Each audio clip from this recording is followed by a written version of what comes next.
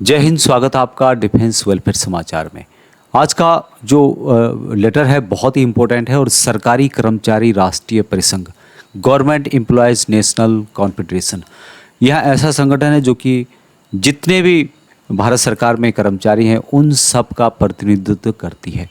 चाहे पे कमीशन हो, चाहे उनकी मांग हो, चाहे पेंशन से रिलेटेड हो, उनके काम करने से रिलेटेड हो, कोई उनका मुद्दा हो, कोई हरासमेंट का हो, सब मुद्दे इनके द्वारा सरकार तक पहुंचाए जाते हैं। यानी यह मीडिएटर काम करता है और सरकार इनकी बात सुनती है। तो सरकारी कर्मचारी राष्ट्रीय परिसंघ 7/8/2025 इन्होंने मुलाकात की थी डॉक्टर जितेंद्र सिंह, जो कि MOS ministry of science and technology and MOS PMO प्रधानमंत्री ऑफिस के चीफ हैं, और इनके अलावा इनके पास 5-6 मंत्रालय और हैं।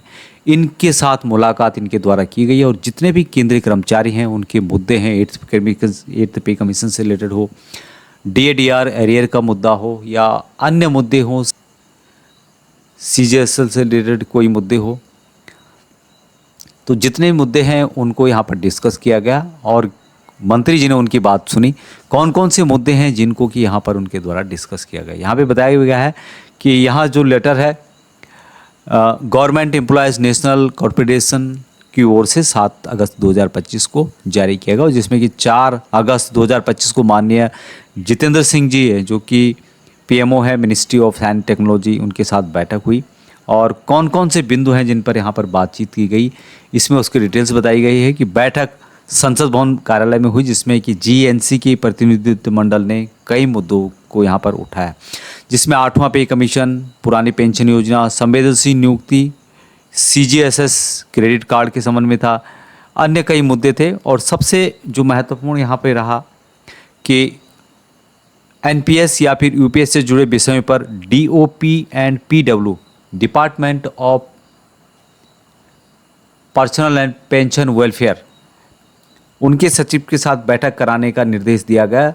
बैठक 5/8/2025 को हुई है और मंत्री महोदय ने सकारात्मक रवैया दिखाया और कई मुद्दों पर उचित कार्रवाई और फॉलोअप का आश्वासन इनके द्वारा दिया गया है। यानी कि इनके द्वारा आश्वासन दिया गया कि मुद्दों को यहाँ पर सॉल्व किया जाएगा। अब यहाँ पर जो मुद्दे उठाए गए थे यहाँ पे देख रहे होंगे आप लोग। 1 नंबर जो मुद्दा था जो कि कॉन्स्टिट्यूशन ऑफ द 8th पे सेंट्रल पे कमीशन, यानी कि 8वां वेतन आयोग गठन के संबंध में था।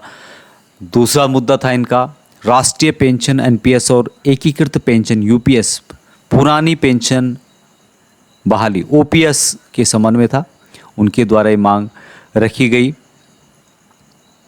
और एनपीएस और यूपीएस का विरोध कर ओपीएस बहाली की मांग द्वारा की गई। मंत्री महोदय ने कहा कि इस सक्रिय विचार इस पर किया जाएगा। तीसरा जो यहाँ पे मुद्दा था इनका enhancement of compensated appointment quota beyond 5% and one time relaxation, यानी कि संवेदनशील जो नियुक्ति होती है उसका कोटा 5% से बढ़ा करके 10% इनके द्वारा मांग की गई और एक मुफ्त छूट यहाँ पर छूट देने की बात इनके द्वारा की गई।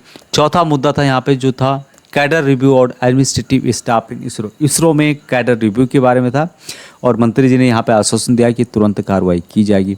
पांचवा जो मुद्दा था यहाँ पे बहुत ही महत्वपूर्ण, release of DA arrears 18 month frozen during कोविड-19, यानी कि संगठन ने लंबे समय से लंबित जो मुद्दा रहा है उसको यहाँ पे उठाया। छठवां जो मुद्दा था registration of commuted pension after 12 year instead of 15 year, जो 15 साल अभी तक कम्यूटेशन कटता है उसको यहाँ पर 12 साल करने की इनके द्वारा मांग रखी गई।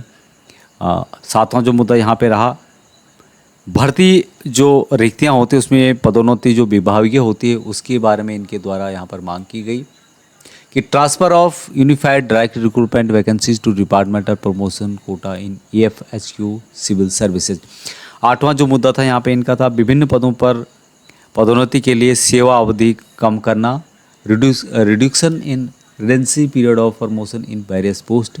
नौवां जो मुद्दा यहाँ पे था ये था जो CGHS है उसके अस्पतालों में कैशलेस या फिर क्रेडिट जो इलाज है क्रेडिट कार्ड के माध्यम से उसकी सुविधा के बारे में इन्होंने बताया। यहाँ पे क्रेडिट या cashless facility for treatment in CGHS and CGMA hospitals, जितने भी CGHS हैं वह CS हॉस्पिटल हो उसमें कैशलेस या फिर क्रेडिट इलाज की सुविधा इनके द्वारा उसकी भी मांग की गई। 10वां जो इनका मुद्दा था वो DOPT निर्देश के अनुसार नियमित JCM की मीटिंग के बारे में इन्होंने बताया और इस पर मंत्री जी ने कहा कि मैं इस इंस्ट्रक्शन को आगे फॉरवर्ड कर देता हूँ।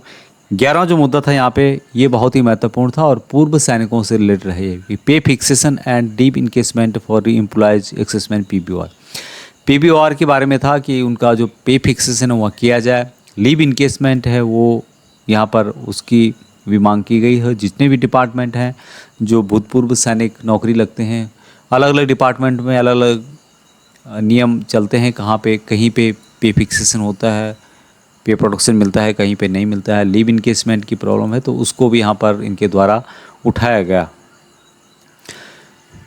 12वां जो मुद्दा था ये था model recruitment rules for common cadres like fire fighting staff, यानी कि अग्निशमन जो फायर फाइटिंग रिलेटेड हैं उनके सामान्य कैडर के लिए भर्ती नियम के बारे में था। और 13 जो मुद्दा था इनका ये था conversion of half pay leave up to 03 days without medical certificate in the commuted leave, यानी कि आधी वेतन अवकाश को अधिकतम 3 दिन तक मेडिकल सर्टिफिकेट के बिना कम्यूटेड लीव CL में बदलने की उनकी सुविधा के बारे में इन्होंने मांग की। तो मंत्री जी ने यहाँ पे सुना और इस पर भरोसा दिलाया कि इन जो मुद्दे हैं यहाँ पे दिए गए हैं उन पर कार्रवाई की जाएगी।